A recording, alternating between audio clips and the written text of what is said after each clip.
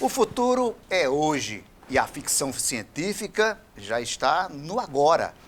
Hoje nós vamos falar sobre a inteligência artificial, como ela tem evoluído e como ela tem atingido a sociedade ou o mundo inteiro.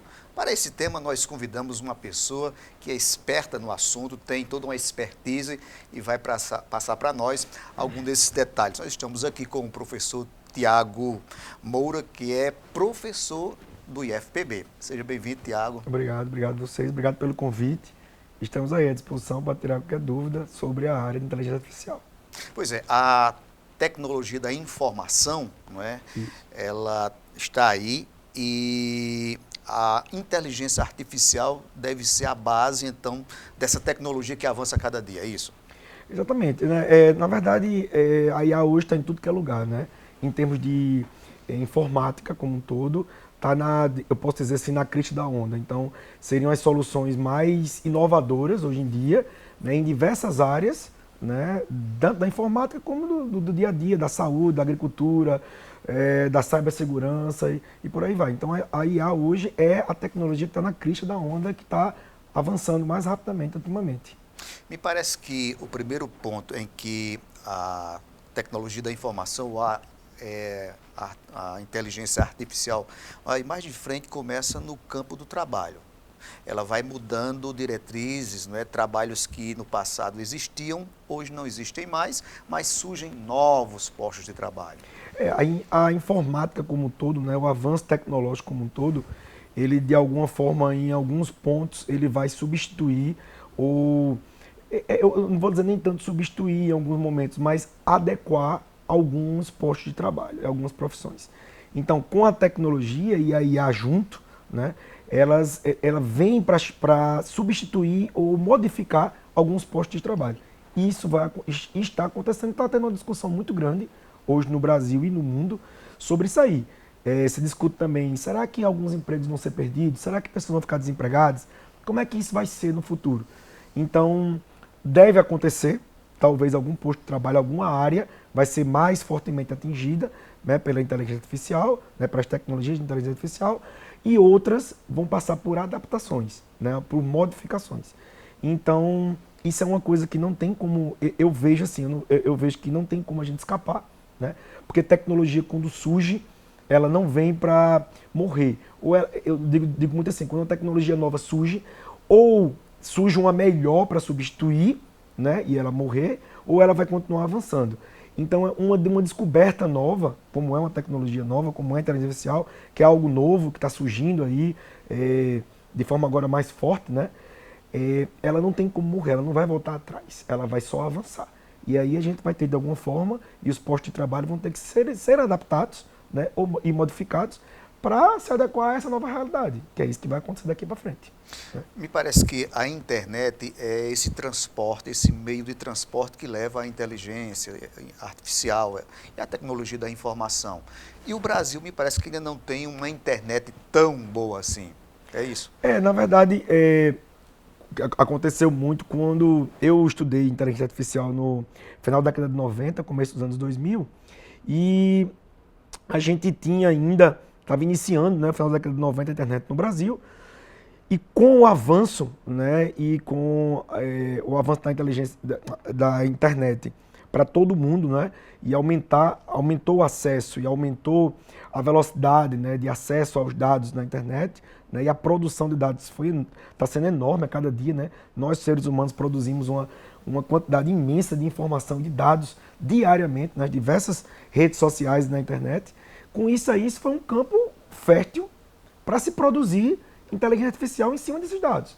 Então hoje a gente tem digamos assim, um campo, um meio, recursos quase que ilimitados, podemos dizer, de informação de dados, onde a gente pode trabalhar as tecnologias de inteligência artificial em cima delas. Né? O Brasil, claro que a maioria das tecnologias da área de informática, elas surgem ou elas vêm das que a gente chama de Big Techs, que são as grandes empresas de tecnologia. Microsoft, Google, Amazon, elas são as grandes produtoras de tecnologia, a Apple também, né? Então, a gente de alguma forma termina absorvendo, né, aqui no Brasil e em alguns países também, um pouco dessa tecnologia, um pouco do que vem de fora. Mas, aqui no Brasil, sim, tem muita pesquisa com inteligência artificial, muita pesquisa nas universidades, surgindo coisa de ponta, né, na área de inteligência artificial, com reconhecimento de imagens, reconhecimento de padrões. Então tem muita coisa aqui no Brasil sendo feita também. Tem alguma coisa interessante da inteligência artificial e a novidade que é o ChatGPT, né, que está aí e que a pessoa, o ser humano, fala apenas a partir da voz para aquele equipamento, então ele formata todo um conhecimento, toda uma imagem. Inteligência artificial. Mas do ponto de vista humano, não seria impedimentos para a inteligência humana?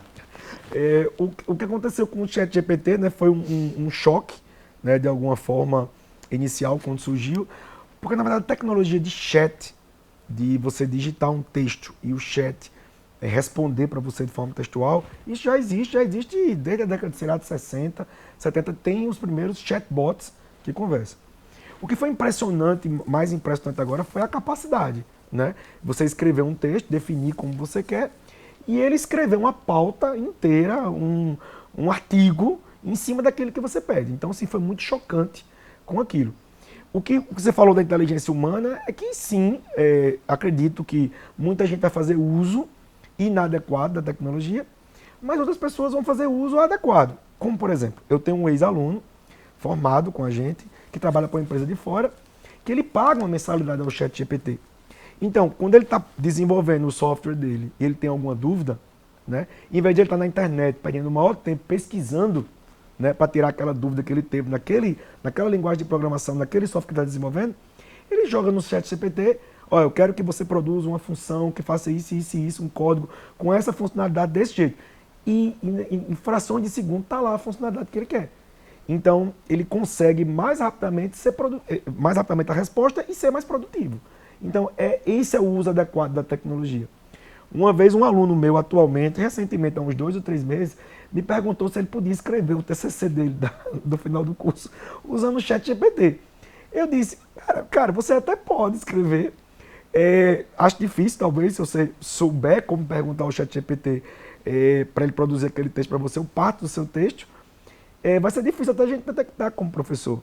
Mas você vai aprender o quê? Que é essa questão. Você vai aprender o quê? Você vai aprender o quê nisso aí? Aí ele falou olhando para minha cara: a ideia do TCC é você sair com um documento escrito, um documento seu escrito. Quando você for para o mercado e o teu chefe na empresa perguntar: o que foi que tu produziu no final de curso? E tu tá lá com um documento que tu escreveu, do que tu pegar e pedir para o ChatGPT escrever. Aí eu olhei para ele assim: escreva que eu vou pedir eu vou dar o grau, vou colar grau, que vai colar o grau o ChatGPT, não é você. É porque tem uma coisa interessante, porque existe o fato de você limitar escrever, né? Aí gira em torno da dinâmica do português, da própria Perfeito. escrita, não é? Do português, como também existe uma limitação ao fato da pesquisa, não é? Da pesquisa, também de formatar toda uma reflexão sobre aquele material que foi pesquisado. Perfeito. Aí me parece que tira um pouco disso. Tira sim, porque, na verdade, como eu disse, né, o que eu vejo como útil é usar a tecnologia para eu ser mais produtivo. Né? A inteligência artificial vai produzir algo para mim e eu, em cima daquilo ali, como você falou aí, muito bem colocado, eu usar aquele texto, usar aquela imagem, usar aquele som, sei lá, o que as IAs generativas, né, que são essas IAs que geram coisas para a gente, que elas venham a gerar, a gente trabalhar em cima daquilo ali, refletir e produzir um texto até melhor. Vai acelerar o meu trabalho de escrita, né, de texto, por exemplo.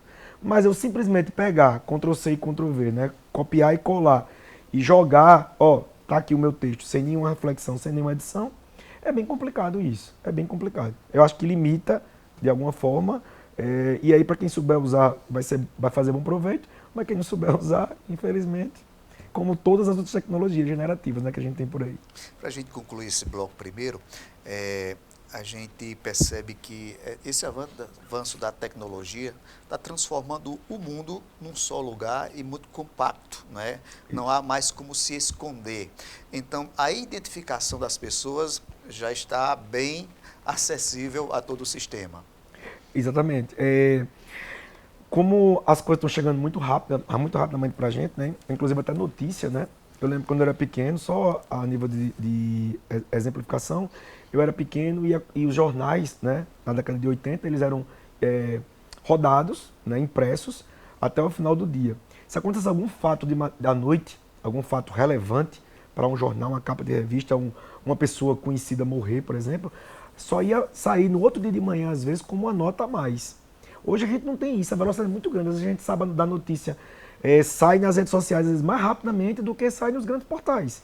Então, com a velocidade e o acesso, né? Tem muita gente no mundo ainda que não tem acesso à internet, isso a gente sabe, os países, principalmente os países mais pobres, mas com essa velocidade e com o acesso da população, a coisa está chegando muito mais rápida e muito mais gente usando essas tecnologias e com isso servindo também essas pessoas de geração digamos assim, de material para que as grandes empresas usem para cada vez mais produzam tecnologias melhores e refinem as inteligências artificiais. Ok, nós vamos agora ao intervalo e voltamos daqui a pouco falando sobre inteligência artificial. Você não sai daí.